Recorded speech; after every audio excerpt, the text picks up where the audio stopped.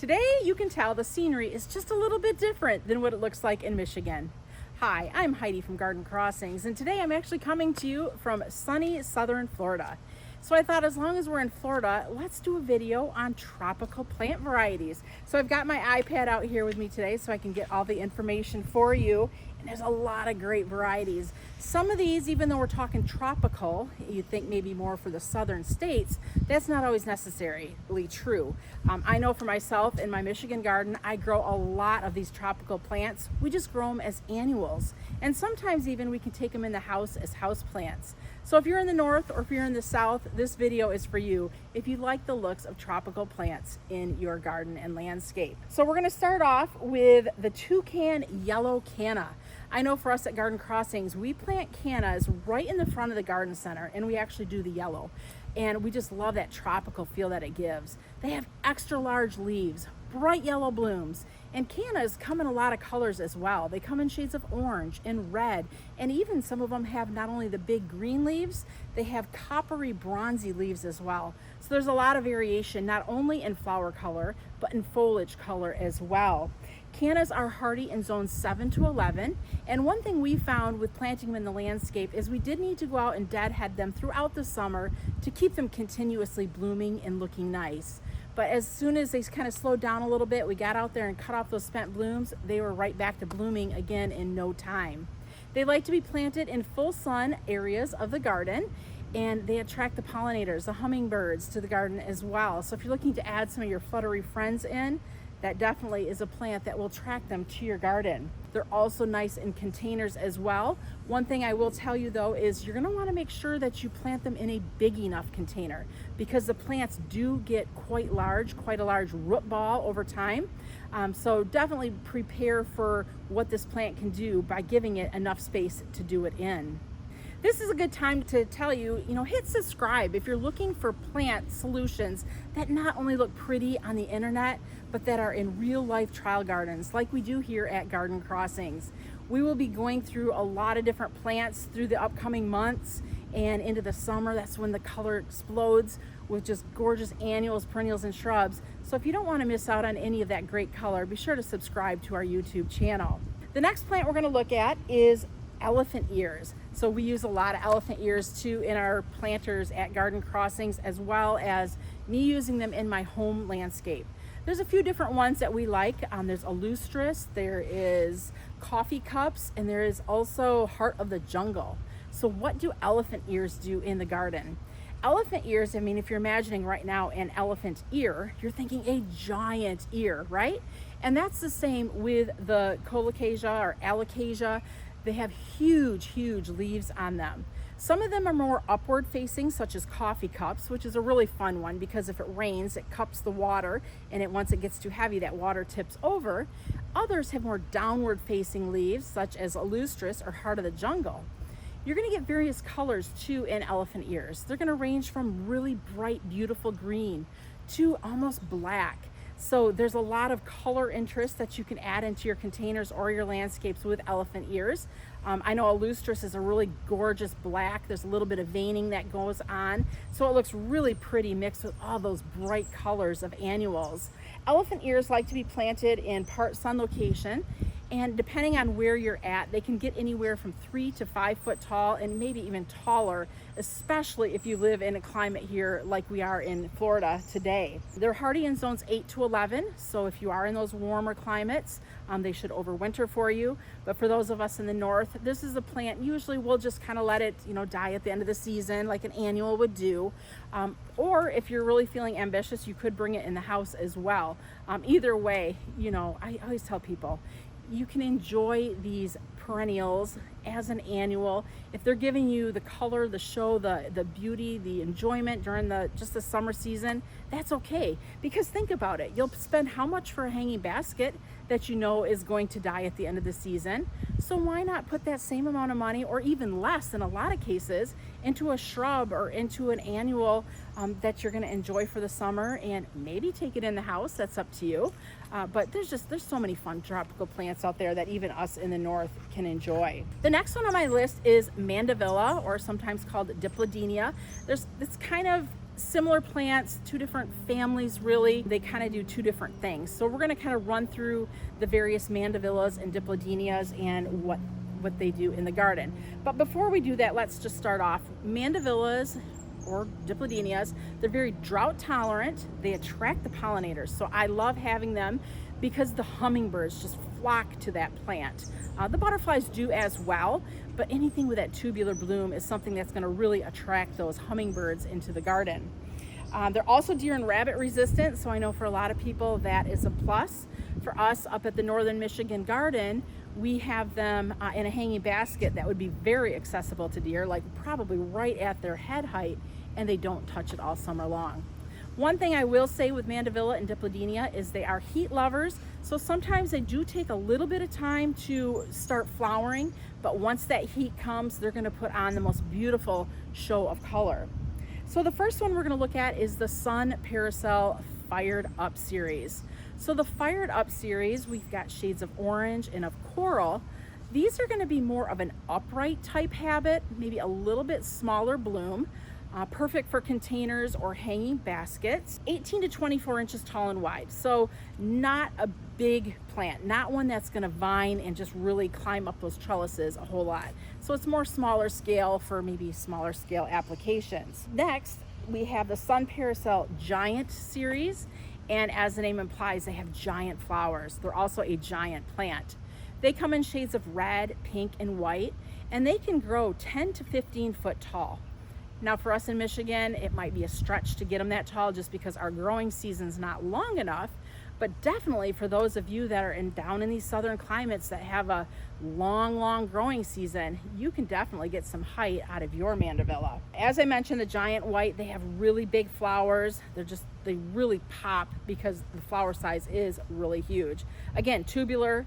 Those hummingbirds love the giant Mandevillas. There's also the Sun Parasol XP series.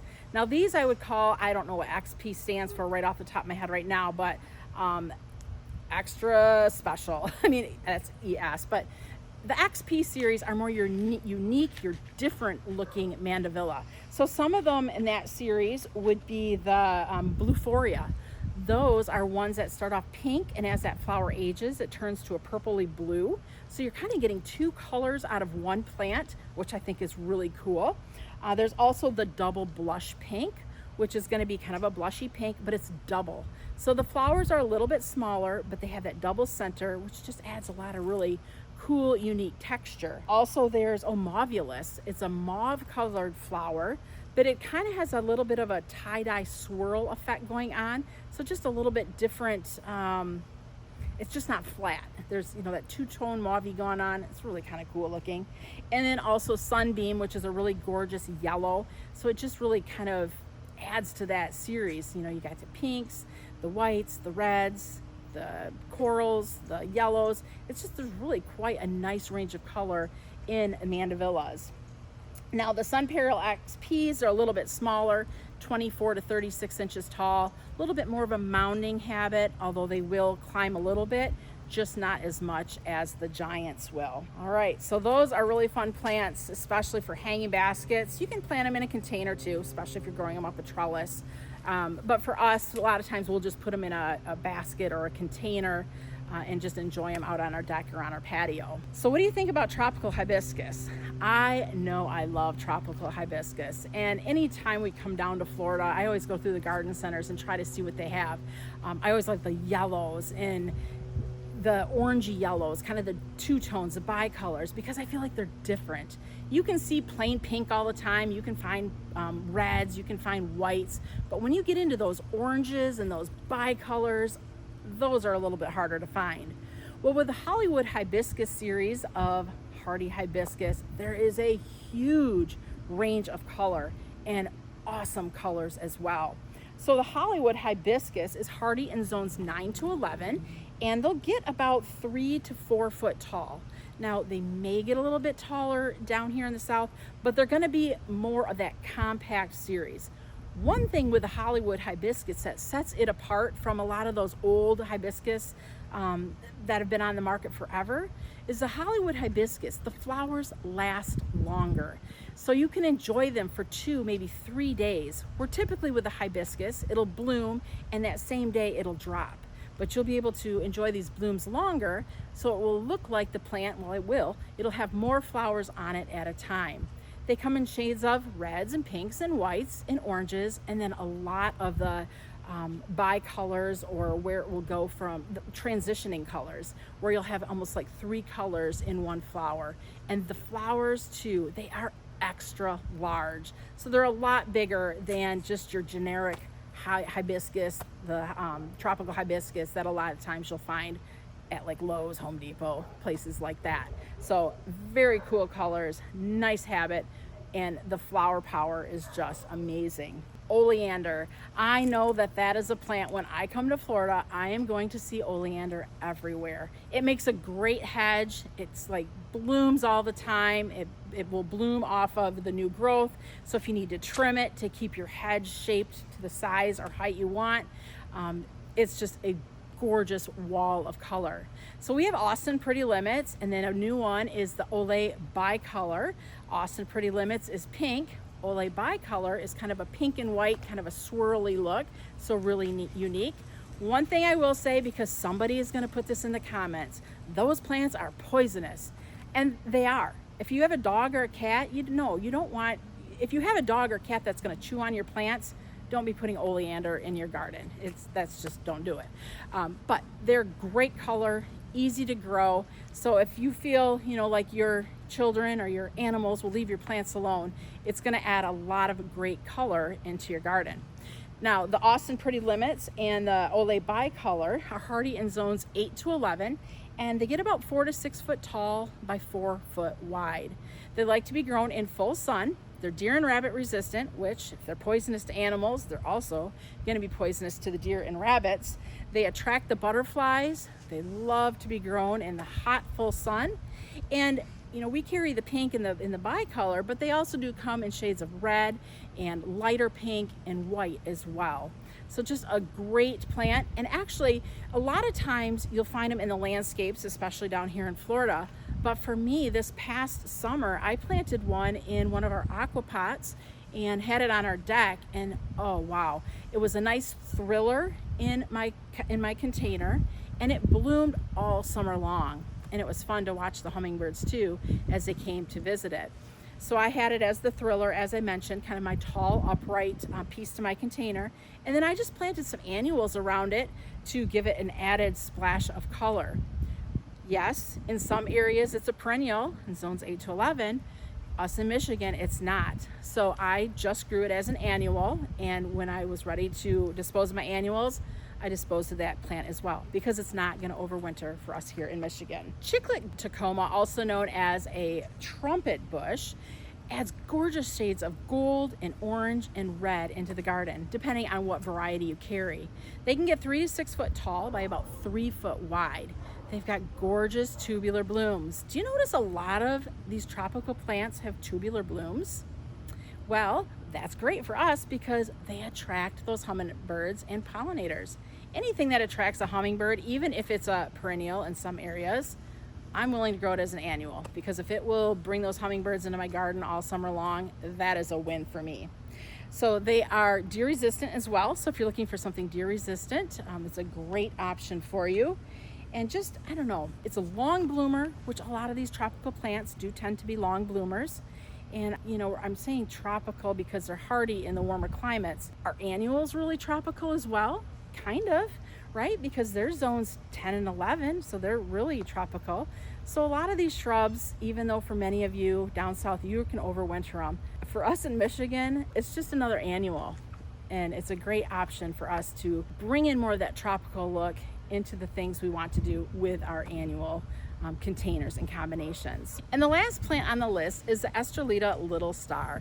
It is a Bouvardia, also known as a firecracker bush. This is a compact shrub variety that only gets about 2 to 3 foot tall and 2 to 3 foot wide. So very compact, great for the foundation of your house, especially if you live in zones 8 to 10. It's long blooming, so it's going to give you a lot of color. Those tubular blooms are going to bring in those hummingbirds for you, or butterflies. So it's one of those nice plants if you're just just looking for something that's gonna constantly flower.